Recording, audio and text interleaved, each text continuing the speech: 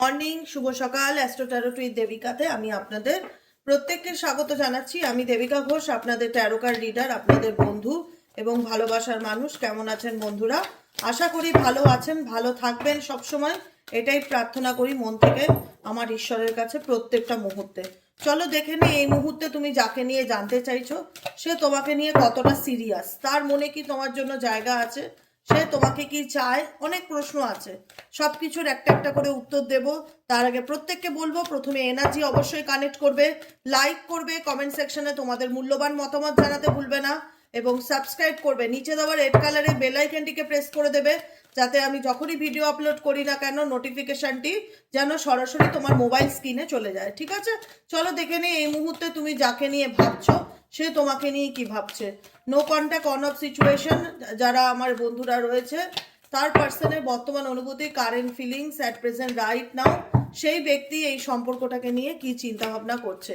Deer angel archangel Michael, please help করুন ও guide করুন। Dear angel archangel Michael, please help me and guide me. Dear angel archangel Michael, please help করুন ও guide করুন। যে no contact, on of সিচুয়েশনে আমার যে বন্ধুরা রয়েছে তার পার্সনের at present current feelings right now, সেই সম্পর্কটাকে নিয়ে কি ভাবছে, কি চিন্তা ভাবনা করছে, কি চলছে তার মন মস্তিষ্কে। Angel archangel Michael, please help করুন ও গাইড করুন। Angel archangel Michael, please help me and guide me. Angel archangel Michael, please help করুন ও গাইড করুন।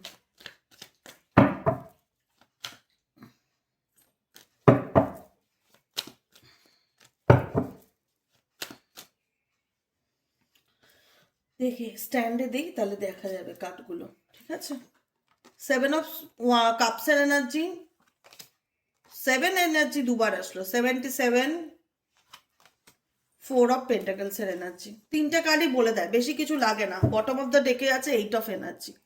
এই রিলেশনশিপটা, এই সম্পর্কটাকে নিয়ে সে কি ভাবছে, রিলেশনশিপটাকে টিকিয়ে রাখা তার মনে হচ্ছে ডিফিকাল্টি। সে তার তার দিক থেকে মনে হচ্ছে সে নিজেও জানে না যে আদৌ এই সম্পর্ক নিয়ে সে এগোতে চায় কি চায় না। বিকজ তার জীবনে অপশনস আছে, এমন না যে সে একা, সে সিঙ্গেল, সে একাকিত্বে মরে যাচ্ছে, এমনও নয়। তার লাইফে কোনো না কোনো অপশনস আছে, তার ফ্যামিলি আছে, তার বন্ধু বান্ধব আছে, তুমি আছো, বা অন্য কোনো রিলেশনশিপে আছে, কোনো না কোনো অপশনস তার জীবনে আছে। এমন নয় যে এই ব্যক্তির জীবনে কোনো সুযোগ নেই বা কোনো অপশনস নেই তুমি ছাড়া। তুমি একমাত্র তার যে প্রায়োরিটি, সেটা কিন্তু কার্ড ইন্ডিকেট করছে না।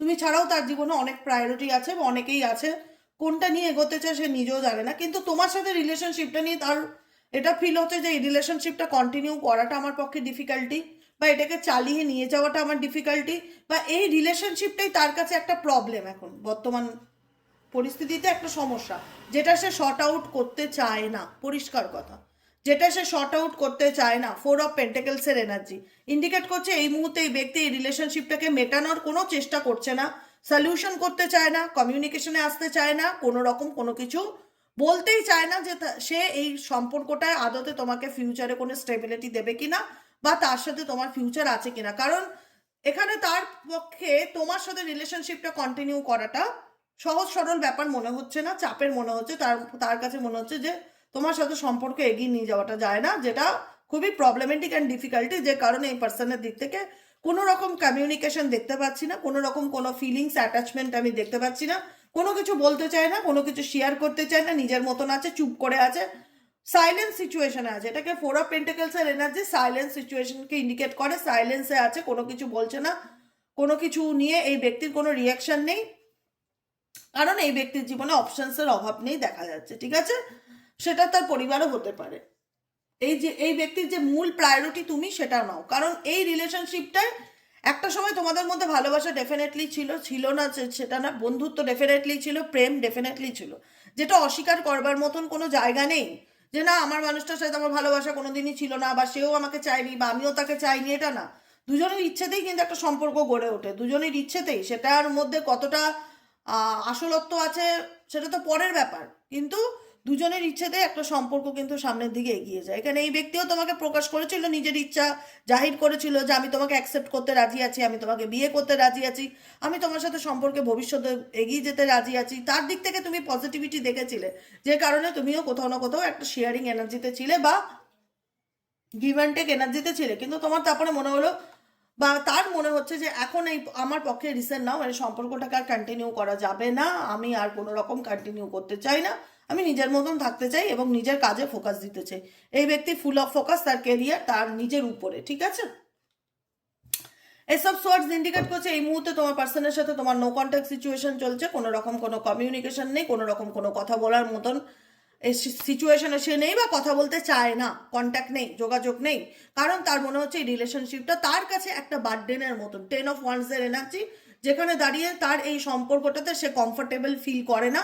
তার মনে হয় এই সম্পর্কটা তার কাছে বোঝা ছাড়া আর কিছুই না, যেটাতে সে ব্যালেন্স করে চলার চেষ্টা করে, ঠিক আছে।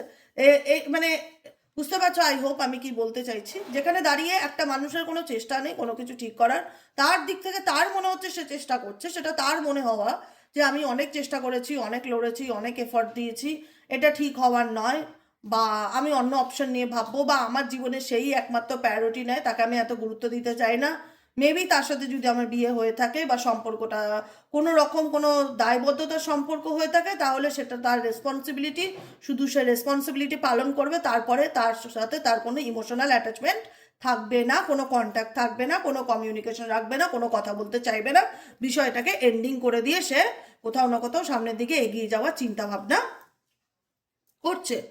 ইভেনচুয়ালি এখানে অনেকের পার্সনের ক্ষেত্রে তার নিজের ফিলিংস তার পার্সন তার কাছ থেকে হাইড করছে, কোনো রকম কোনো কিছু আন্ডারস্ট্যান্ডিংয়ে আসার মতো মেন্টালিটি নেই, কম্প্রোমাইজ নেই, সমঝোতা নেই, বরং উল্টে তুমি যতটুকু দেখছো ততটুকুই তার ব্যাপারে, তার তার বাইরে তার জীবনে তার লাইফে কি চলছে, তো সেটা তোমাকে তোমার কাছে রীতিমতন হাইড করছে, হাই প্রিস্টেস এনার্জি হাইড করছে, লুকাচ্ছে, আড়াল করছে, বিকজ তার জীবনে কোনো না কোনোভাবে অপশনস আছে, তুমি ছাড়াও তার জীবনে অন্য কোনো প্রায়োরিটি আছে, যেটার জন্য এই ব্যক্তি তোমার সম্পর্কটা নিয়ে বার্ডেন ফিল করছে, ঠিক আছে। সেটা থেকে সে বেরোতে চায়, মুক্তি পেতে চায়, কমিউনিকেশন করতে চায় না, শুধু যদি কোনো রকম বৈবাহিক সম্পর্ক থাকে অ্যাটলিস্ট এটা দায়িত্ব নেবাতে চায়, কারণ এই সম্পর্কটা তার কাছে ভালোবাসার থেকেও এখন যেটা বড় হয়ে গেছে রেসপন্সিবিলিটি, ব্যাস, দ্যাটস এনাফ, আর কিছুই নেই, ঠিক আছে। আচ্ছা, এবার হচ্ছে 6 অফ ওয়ান্ডস আর নাইট অফ কাপস, এই দুটো কার্ড আমি ধরলাম। এই দুটো কার্ড হচ্ছে পজিটিভ কার্ড, যেটা ইন্ডিকেট করে যে এই ব্যক্তি এখন হয়তো বর্তমানে তোমার থেকে মুভ অন করে চলে গেছে, ইন ফিউচারে কিন্তু কোথাও না কোথাও যেহেতু তোমাকে অপশনে রেখেছে, তো সেহেতু তার একটা ফিরে আসার চান্সেস আছে, এবং কখন কবে সেটা সিরিয়াসলি আমি টাইমিং বলবো না। ইউটিউব সোশ্যাল প্ল্যাটফর্ম, এখানে সবার একদিনের ইউনিয়ন হবে, সবার পার্টনার যে একদিনে ফিরবে, কোনো খবর সেটা সম্ভবই না, এটা সম্ভবই না। অর্থাৎ আমি ডে টাইম দিন সময় বলবো না, এগুলো পার্সোনাল রিডিং করে নিতে হবে, পরিষ্কার কথা। আবার যে সবার রিউনিয়ন হয় এটাও না, কিন্তু এখানে পসিবিলিটিস দেখাচ্ছে যে মানুষটা নিজের থেকে সম্পর্ক ভেঙে চলে গেছে, যে মানুষটা এখন এই রিলেশনশিপটাকে বার্ডেন মনে করে, বা যে মানুষটা তোমাকে কোনো অপশনে রেখেছে, যে মানুষটা তোমার সাথে কোনো কন্ট্যাক্ট করতে চায় না, কোনো কমিউনিকেশনে আসতে চায় না, কোনো আন্ডারস্ট্যান্ডিং আসতে চায় না, ইন ফিউচার সেই ব্যক্তি নিজের থেকে তোমাকে কন্ট্যাক্ট করতে পারে, তার একটা পসিবিলিটিস আছে। Knight of cups and ace of ওয়ান্সের এনার্জি, তার একটা ইন্টারেস্ট সে তোমাকে দিতে পারে, এখন নয়, তা বলে আসতে পারে, সময় লাগবে। হুইল অফ ফরচুন, কারণ সাডেনলি তোমাদের রিলেশনশিপে এমন কিছু চেঞ্জেস বা পরিবর্তন এসেছে যেটার কারণে এই ব্যক্তি তোমাকে ছেড়ে যেতে বাধ্য হয়েছে বা তোমার থেকে সেপারেশনে গেছে। হ্যাঁ, ডেফিনেটলি আমি এখনো বলি এটা তোমাদের ভালোবাসার সম্পর্ক, প্রেমের সম্পর্ক, দুজনই দুজনকে ভালোবাসতে, দুজনই দুজনকে চাইতে, কিন্তু এখন রিসেন্ট নাও বলে না, অতিরিক্ত করতে গিয়ে মানুষের কাছে দাম পাওয়া যায় না। তুমি এত স্যাক্রিফাইস করেছো, এত কম্প্রোমাইজ করেছো এই মানুষটার জন্য, আজকে সেখানে দাঁড়িয়ে এই ব্যক্তি সেটাকে টেকেন ফর গ্রান্টেড নিয়েছে, কারণ তুমি এই ব্যক্তিকে ইমোশনালি ভীষণ রকমভাবে নিজের কাছে হলো না, সন্তানের মতন যত্ন করা, আদর করা, লালিত পালিত করে ভালোবাসা, বুকে আগলে রাখা, সেই রকম আগলে রাখার ভালোবাসা তোমার মধ্যে আমি এই ব্যক্তির প্রতি অ্যাটাচমেন্ট বা অ্যাটাচমেন্ট বা অবসেশন ভীষণ রকম দেখতে পাচ্ছি, যে আমি মানুষটাকে ভীষণ ভালোবাসি, আমি ওকে ছাড়া থাকতে পারছি না, আমি ওকে ভুলতে পারছি না, টাইপ অফ অ্যাডিকশনের মতন। তুমি জানো সে তোমার সাথে বেইমানি করছে, তুমি জানো সে তোমাকে ঠকাচ্ছে, তুমি জানো সে তোমাকে ইউজ করেছে, তুমি জানো সে তোমাকে চিট করেছে, সব কিছুর পরেও 10 অফ সোয়ার্ডস, সব কিছুর পরেও সে কোনো মহিলার কথায় চলছে, সে তোমাকে বুঝতে চায় না, তার ফ্যামিলির কথা মানছে, তার পরিবারের কথা মেনে সে তোমার সাথে সম্পর্কটা ভেঙে দিয়েছে। তুমি সব কিছু বুঝতে পারছো, সব কিছু তোমার কাছে জলের মতন পরিষ্কার, কিন্তু তারপরেও তুমি তাকে নিয়েই ভাবছো, বা তারপরেও তোমার মনে হচ্ছে যে এই প্রবলেমের শর্ট আউট কবে হবে, সে কবে আমার জীবনে কামব্যাক করবে। আমি ধৈর্য ধরতে রাজি আছি, আমি তাকে অনেক বোঝানোর চেষ্টা করেছি, আমি হাতে পায়ে ধরেছি, আমি পেশেন্স রেখেছি, আমি চাই সে আমার জীবনে কামব্যাক করুক, আমি ওয়েট করে বসে আছি, কারণ সে আমাকে ভালোবাসলো কি বাসলো না ডাজ নট ম্যাটার, কিন্তু আমি তাকে এখনোই স্টিল নাও ভালোবাসি, আমি উইশ করি, আমি প্রার্থনা করি, আমি প্রেয়ার করি সে যেন আমার জীবনে কামব্যাক করে। কিন্তু এখানে কামব্যাক করার এনার্জিটা ডিফিকাল্টি, কারণ এখানে তোমাদের সম্পর্কের মধ্যে ডেভিল এনার্জি দেখতে পাচ্ছি, devil negativity negativity, black magic স্পেলকে ইন্ডিকেট করে, কালা জাদু, লোকের কুনজর, লোকের শত্রুতা। ডেফিনেটলি তোমাদের সম্পর্কের মধ্যে কারুর কোনো রকম খুব শত্রুতা, কুনজর বলে না যে একটা ইভিল আই প্রচণ্ড পরিমাণে দেখা যাচ্ছে, যে কারণে এই রিলেশনশিপটা ঠিক হওয়াটা সময় সাপেক্ষ ব্যাপার বা কঠিন। ঠিক আছে, যেখানে দাঁড়িয়ে এই ব্যক্তির সাথে তোমার বিয়ে ঠিক হয়ে গেছিলো বা বিয়ের মতন কথাবার্তা চলছিল, কিন্তু তারখন পরে দেখা গেল যে এরাই যাদেরকে নিয়ে তুমি সবকিছু ঠিক করলে তারাই তোমার প্রবলেমের কারণ। এখানে লোকের ইনভলভমেন্ট ভীষণ রকম বেশি, ফ্যামিলির কনফ্লিক্ট, লট অফ চ্যালেঞ্জেস, বিভিন্ন রকমভাবে আরও তোমার এবং তোমার পার্সনের মধ্যে দূরত্বকে ক্রিয়েট করালো। ঠিক আছে, ইন্টেনশনালি কেউ ইচ্ছাকৃত করে অশান্তি তৈরি করে সম্পর্কটাকে নষ্ট করার চেষ্টা করলো। তোমার পার্সন কখনোই তোমাকে বুঝতে চাইলো না, পরে গিয়ে দেখা গেল তাদেরকেই সে বেশি সাপোর্ট করছে, তাদেরকেই সে সেটা বেশি বুঝছে, বা তোমাকে কোথাও না কোথাও সে নিয়ে চলতে চাইছে, কিন্তু অপশন হিসাবে তোমার প্রতি, সম্পর্কের প্রতি যে একটা এফর্টটা নেই, জাস্ট এই রেসপন্সিবিলিটি পালন করা সেরকম হচ্ছে। যাদের ক্ষেত্রে স্পেসিফিক ফর ম্যারেজ হয়ে গেছে তাদের জন্য বলছি, যে তোমার হাজব্যান্ড তোমাকে হয়তো দুবেলা খাওয়া পড়া দিচ্ছে, তারপরে তার আর কোনো ভূমিকা নেই তোমার জীবনে, এরকমই দেখা যাচ্ছে। ঠিক আছে, যেটা তোমাকে প্রচণ্ডভাবে মানসিক কষ্ট দিচ্ছে, দুঃখ দিচ্ছে, হতাশা দিচ্ছে। তুমি ভাবছো কি করব, কি করলে সে আমার জীবনে ফিরবে, কবে ফিরবে, কিন্তু সে ঝগড়া করার জন্যই তোমার জীবনে বেশিরভাগ ক্ষেত্রে ফেরে, স্টেবিলিটি না, তোমার ভুল ধরার জন্যই তোমার লাইফে ফেরে। কিন্তু তুমি যতটা এই সম্পর্কটাকে নিয়ে পজিটিভ, তোমার পার্সন যদি তার একগুণ পজিটিভও হতো তাও একটা ব্যাপার ছিল। তুমি যতটা পজিটিভ সে ততটাই নেগেটিভ তোমার সাথে সম্পর্কটাকে নিয়ে, যে কারণে এই রিলেশনশিপে সবসময় ঝগড়া ঝামেলা, খিটখিট অশান্তি, নেগেটিভিটি, ভুল বোঝাবুঝি লেগেই থাকে। ভীষণ বলে না সম্পর্কে গ্রহণ লেগেছে, তো সূর্য গ্রহণ চন্দ্র গ্রহণ যেরকম হয়, তো তোমাদের সম্পর্কের মধ্যে লোকের কুনজর, নেগেটিভিটি এতটাই লেভেলের বেশি, যেখানে দাঁড়িয়ে তুমি যতই পজিটিভ রাখো নিজেকে, যতই পজিটিভ ভাবো, যতই পজিটিভ থট রাখো যে সব কিছু ঠিক হয়ে যাবে, সব কিছু ঠিক হয়ে যাবে, আমি তাকে বোঝাবো, আমি তার হাতে পায়ে ধরবো, কোনো কিছু ঠিক হওয়ার জায়গায় আসতে চায় না। আর বরং উল্টে আরো সমস্যা তৈরি হয়, উল্টে আরো ভুল বোঝাবুঝি তৈরি, আর তুমি আপসেট হয়ে পড়ো। 4 অফ কাপসের এনার্জি, তোমার মনে হয় যে আমি জীবনে একটাই মানুষকে ভালোবেসেছিলাম, আমি আর কোনোদিনও কাউকে ভালোবাসতে পারবো না, আমার পক্ষে কাউকে অ্যাকসেপ্ট করা জীবনে আর সম্ভব না।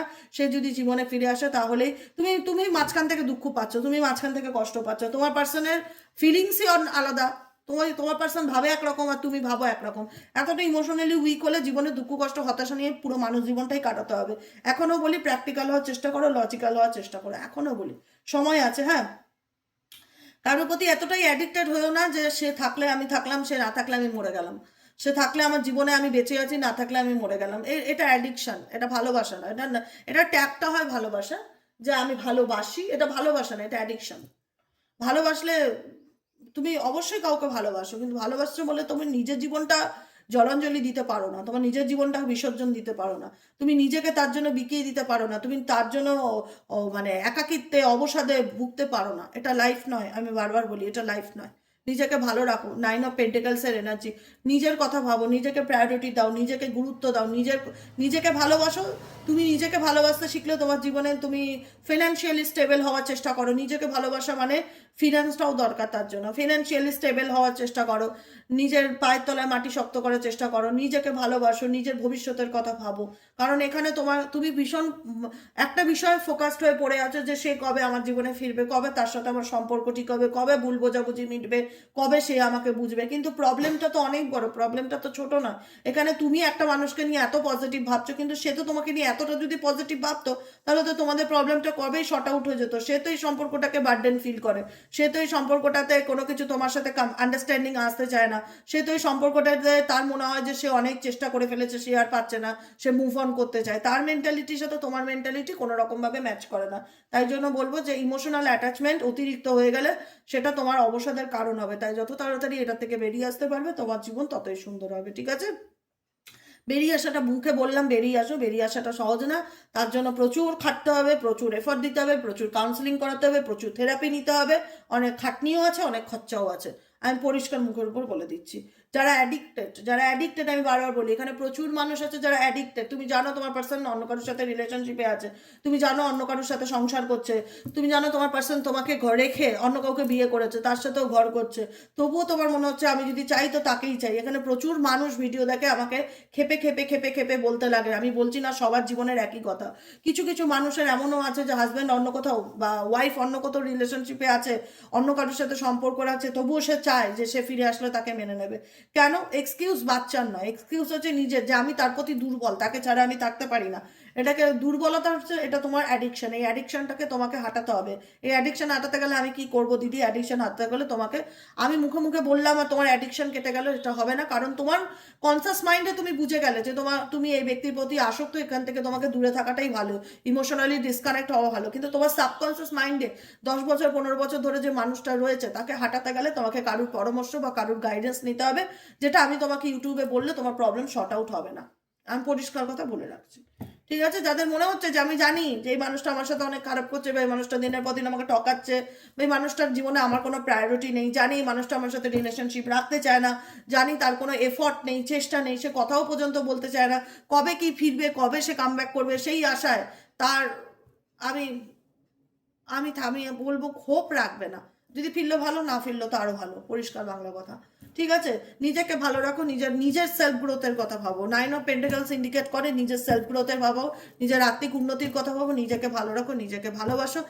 তুমি যদি নিজেকে ভালোবাসতে পারো, ডেফিনেটলি তোমার জীবনে জাস্টিস আসবে, তুমি ন্যায় পাবে, এইটুকুনি বিশ্বাস করো। আর আজ যাকে নিয়ে তুমি রিডিং দেখো, তার মনে মায়া, দয়া, মমতা, তোমার প্রতি ইমোশনাল অ্যাটাচমেন্ট কিচ্ছু নেই, নাথিং, জিরো।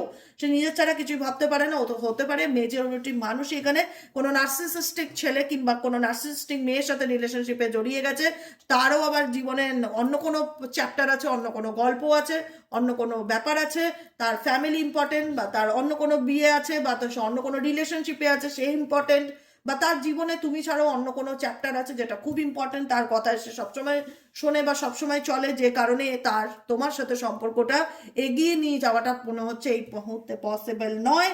সে মানবে না, বা সে মানতে চাইছে না, বা সে এমন কিছু করছে যাতে তোমার পার্সনই তোমার দিক থেকে আস্তে আস্তে সরে আসে। ইন ফিউচার সবকিছু ঠিক হওয়ার একটা পসিবিলিটিস আছে, কিন্তু সময় সাপেক্ষ ব্যাপার। এই মুহূর্তে ইউনিভার্স তোমাকে বলছে এই ব্যাপারগুলোর থেকে তুমি লেট গো করো, বেরিয়ে আসার চেষ্টা করো, কারণ এই সিচুয়েশনে তোমার কোনো ফিউচার নেই। অতএব এখানে জড়িয়ে থেকে নিজেকে দুঃখ কষ্ট দেওয়ার কোনো মানে নেই, কারণ তোমার পার্সনের মাইন্ড ঠিক নেই। এক এক সময় এক এক রকম চিন্তা ভাবনা করে, তার কথার কোনো দাম নেই, তার কমিটমেন্টের কোনো দাম নেই। তুমি যতই ভগবানের কাছে প্রার্থনা করো, মানত করো, আত্মনাদ করো, নিজের জন্য করো, নিজেকে ইমোশনালি স্টাক থাকলে সেটা থেকে বের করে আনার চেষ্টা করো, নিজের ভবিষ্যতের কথা ভাবো, নিজেকে ভালোবাসো। নিজেকে যদি পাল্টাতে পারো, তোমার জীবনে ডেফিনেটলি খুব সুন্দর একটা রিলেশনশিপ আসবে, সেটা বন্ধুত্বের হোক বা প্রেমের হোক। কিন্তু তুমি যার উপর ভরসা করে চলতে চাইছো, তার সে নিজেই দাঁড়িয়ে রয়েছে, কি বলবো, পাট হয় না, ওই যে পাটকাঠি হয় না, পাটকাঠির মাচার উপরে। পাটকাঠি দেখেছো তো, বিয়েতে আগুন দেয় যে, বা মারা গেলে যে পাটকাঠি জ্বালায়, পাটকাঠি, ওই পাটকাঠির মাচা হয়, পাটকাঠির পার্সেলটা নাও তো। পাটকাঠির মাচার উপর তোমার পার্সন দাঁড়িয়ে আছে, তার নিজের কোনো ভূমিকা নেই, সে চলে লোকের কথায়, সে তোমাকে আবার কিভাবে ভালো রাখবে? আর এইসব মানুষদের প্রতি যারা অ্যাডিক্টেড, তাদের জীবনে যে কি দুঃখ, সেটা ভগবানও নিজেও জানে না। আমি কি বলবো, বুঝতে পেরেছো? দুঃখ সাগর, একদম দুঃখ সাগর।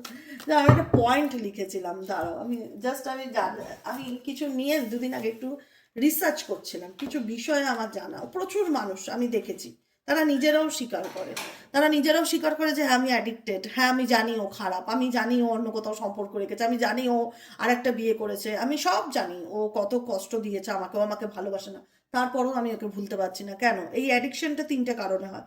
এই অ্যাডিকশনটা হচ্ছে প্রথমত ট্রমা বন্ড, একটা তোমার পার্সনের সাথে তোমার একটা ট্রমা বন্ড ক্রিয়েট হয়, সেটা ইমোশনালি অ্যাটাচমেন্টকে বলা হয়। এই ইমোশনালি অ্যাটাচমেন্ট রিলিজ করাটা খুব দরকার, যেটা তুমি নিজে নিজে একা একা পারবে না, ঠিক আছে? এখানে যদি খুব মারাত্মক পজিশন হয়ে থাকে, সেক্ষেত্রে তোমার কারোর হেল্প নেওয়াটা দরকার। এবার হচ্ছে তুমি সেই ব্যক্তির সাথে লিটারালি, কেমিক্যালি অ্যান্ড নিউরোলজিক্যালি অ্যাডিক্টেড হয়ে পড়ছো। সে তোমাকে লাভ বম্বিং করছে, মাঝে মধ্যে আসছে, এই যেরকম দেখলাম night of cups, S of wands, মাঝে মধ্যে আসছে, হাই হ্যালো করছে, তুমি আবার রিপিটেডলি সেই প্যাটার্নে ফিরে গেলে, যে প্যাটার্ন থেকে কষ্ট করে নিজেকে টেনে টুনে একটু বার করে এনেছিলে নিজেকে ভালো রাখবার জন্য, আবার রিপিটেডলি সেই প্যাটার্নে ফিরে গেলে। আবার তোমার পার্সন তোমাকে আবার ম্যানুপুলেট করলো, সে তোমাকে তোমার লাইফে ম্যানুপুলেট করার জন্যই আসে, সেটা তুমি মনে করো ভালোবাসা। যাই হোক, যেটা হোক, এখানে যারা অ্যাডিক্টেড আছো, আমি আগে ভিডিওতেও বলেছিলাম, আমি এই ভিডিওতেও বলছি, অ্যাডিকশনটা একটা ড্রাগিস্ট, একটা হিরোইন না, একটা গাঁজাখোরের যেরকম অ্যাডিকশন হয়, নেশা উঠলে যেরকম ফিলিংস আসে, যে হরমোনগুলো তাদের শরীরে চলাফেরা করে, যে হরমোনগুলোর ক্রেভিংস কাজ করে, ঠিক সেম মানুষের প্রতি মানুষের অ্যাডিকশন হলেও সেই হরমোনের ক্রেভিংসটা তোমার শরীরেও কাজ করে, সেম হরমোন কাজ করে, সেম সেম একজন ড্রাগিস্ট যে নেশা পাওয়ার জন্য পাগল হয়ে যাবে, ঘরের গয়নাগাটি বিক্রি করে দেবে, বাসনকোসন বন্ধ করে দিয়ে দেবে, টাকা পাওয়ার জন্য চুরি ডাকাতি ছিনতাই করতে রাজি, সে একটু নেশা নেবে, নেশা জিনিস সেবন করলেই তার মনে হবে আত্মার শান্তি। সেই শান্তিটা কি জানো তো, তোমার পার্সনের সাথে তোমার কানেকশনটা, আমি এক্সাম হিসাবে বলছি, তোমার পার্সন তোমাকে ভালোবেসে বললো কেমন আছো, কি খবর, আই মিস ইউ, আমি তোমার সাথে অনেকদিন কথা বলিনি, তোমাকে খুব মনে করছে আমার। তো সেটা ফলে তোমার শরীরে একটা ডোপামাইন হরমোন কাজ করতে শুরু করবে। সেই ডোপামাইন হরমোনটা, ডোপামাইন হরমোনটাকে বলা হয় প্লেজার হরমোন, যেটা তোমাকে স্যাটিসফ্যাকশন দেয় একটা সাময়িক টাইমের জন্য, ঠিক আছে, একটা সাময়িক মুহূর্তের জন্য তুমি একটা আনন্দ উপভোগ করলে, সেই আনন্দ উপভোগ করা বা একটা সেক্সুয়াল কানেকশনে আসলে ডোপামাইন হরমোন নিঃসরণ হয়। কেন? যেন একটা প্লেজার, একটা স্যাটিসফ্যাকশন, একটা মেন্টালি পিস, আলাদা একটা সুকুন ফিল হয়, মানে একটা হয় না যে রিল্যাক্সেশন ফিল হয়, সেটা কি হয়, ডোপামাইন হরমোনের কারণে হয়।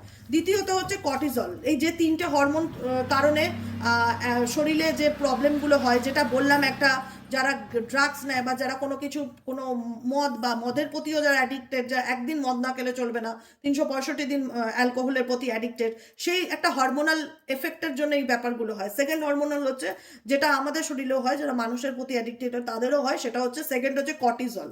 Cortisol, CORTISOL, cortisol hormone.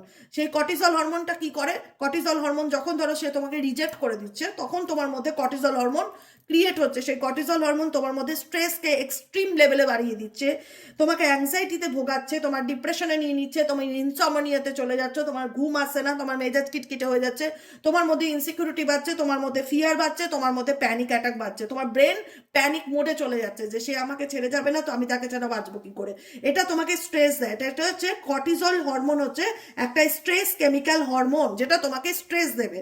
Number 2, যেটা একটা ড্রাগিস্টেরও হয়, স্ট্রেস হয় যখন সে ড্রাগসটা পাচ্ছে না, বা যখন সে সেবনটা নিতে পারছে না, যখন সে কোনো সেন্টারে আছে, তাকে নেশা ছাড়ানোর জন্য যখন সেন্টারে রয়েছে, তখন তাকে তো ট্রিটমেন্টও চলছে, কিন্তু একটা হয় না টাইম, যে আমি প্রত্যেকদিন সন্ধ্যে 7টার সময় সেই ড্রাগস নেবো, সেই 7টা বাজলে তার শরীরের মধ্যে কর্টিজল হরমোন ক্রিয়েট হয়ে যাচ্ছে, তখন সে পাগল করছে, তার মাথা কাজ করছে না, কি করবে বুঝে পাচ্ছে না। আর এখানে মানুষ হলে সেখানে উল্টো দিকের মানুষের পায়ে পড়ে যাচ্ছে, যে আমি জানি তুমি দুজনকে বিয়ে করেছো, তাতেও ভালো, কিন্তু তবুও তুমি আমায় নিয়ে চলো, আমি তোমার পা ধরতেও রাজি আছি, আমি জানি আমি ভুল করছি, কিন্তু আমি তাকে পাওয়ার জন্য সবকিছু করতে মরিয়া। কর্টিজল হরমোন ক্রিয়েট হচ্ছে। 3 নম্বর হরমোন যেটা ক্রিয়েট হয়, সেটা হচ্ছে অক্সিটোসিন হরমোন। অক্সিটোসিন হরমোন কি? এটা bonding chemical hormone. Oxytocin hormone হচ্ছে বন্ডিং কেমিক্যাল হরমোন। যখন ব্যক্তি রিটার্ন আসে, তখন একটা ইটস পিওর নিউরোকেমিস্ট্রি তৈরি হয় শরীরের মধ্যে। একটা হয় না যে মেজরিটি মানুষ কর্টিজলে ভোগে, মেজরিটি মানুষ কর্টিজল হরমোনের অভাবে ভোগে। ডোপামাইন হরমোন সেটা পেতে চায়। ডোপামাইন হরমোন হচ্ছে প্লেজার পেতে চাই। প্লেজারটা ফিজিক্যালিও হতে পারে, মেন্টালিও হতে পারে। সে তোমার সাথে 10 মাস কথা বললো না, হঠাৎ 10 মিনিট খুব ভালো করে কথা বললো, তোমার মধ্যে একটা আলাদা প্লেজার, আলাদা এক্সাইটমেন্ট, একটা আলাদা আনন্দ অনুভব হবে, মনে হবে দুনিয়া ফিরে পেয়েছে। ঠিক আছে? এই যে 3টে হরমোন বললাম, dopamine hormone, cortisol hormone, oxytocin, যারা কোনো মানুষের প্রতি অ্যাডিক্টেডও, যারা জানো যে আমি সব কিছু খারাপ জানি, ছেলেটার চরিত্র খারাপ বা মেয়েটার চরিত্র খারাপ, তবুও তার পিছনে পয়সা ওড়াচ্ছি, তবুও তাকে পাওয়ার জন্য মরিয়া হয়েছি, তবু তোর পা ধরতেও লাগিয়েছে, 10টা লোকের মাঝখানে তাকে মাথা ঠুকে প্রণাম করতেও রাজি আছি যে তুমি আমাকে মেনে নাও, সব দুনিয়া আমি তোমার জন্য ত্যাগ করে দেবো, আমার পড়াশোনা বলো, আমার কেরিয়ার বলো, আমার চাকরি বলো, আমার মা বাপ বলো, সব আমি ছেড়ে দেবো শুধু তোমায় পাওয়ার জন্য। তারা অ্যাডিক্টেড, তারা কোনো সুস্থ মানসিকতার মধ্যে পড়ে না। তো সেখানে এই যে হরমোনগুলো আমাদের শরীরে ক্রিয়েট হয়, এই হরমোনের জন্য আমরা নিজেদেরকে কন্ট্রোল করতে পারি না, যখন ডোপামাইন ক্রিয়েট হয়, তখন মনে হয় ছুটে যায় সেই মানুষটার কাছে, সেই মানুষটা একটু আমার সাথে কথা বলুক, একটু আমাকে হাই হ্যালো করুক, একটু আমাকে টাচ করুক, এরকম ফিলিংস হয়। আর যখন সে রিজেক্ট করে দেয়, তখন আমাদের মধ্যে কর্টিজল হরমোন আবার ক্রিয়েট হতে থাকে। তখন মনে হয় সে কেন আমাকে ছেড়ে দিল, একটা ছেড়ে দেওয়ার ভয়, একটা ইনসিকিউরিটি, একটা ফিয়ার, একটা প্যানিক, তাকে না পাওয়ার যন্ত্রণা, দুঃখ, কষ্ট, হতাশা। আর আমরা দোষ দেই, ব্লেম করি ভাগ্যকে, হে ভাগ্যে আমার জীবনে এত দুঃখ কষ্ট কেন, ওয়াই।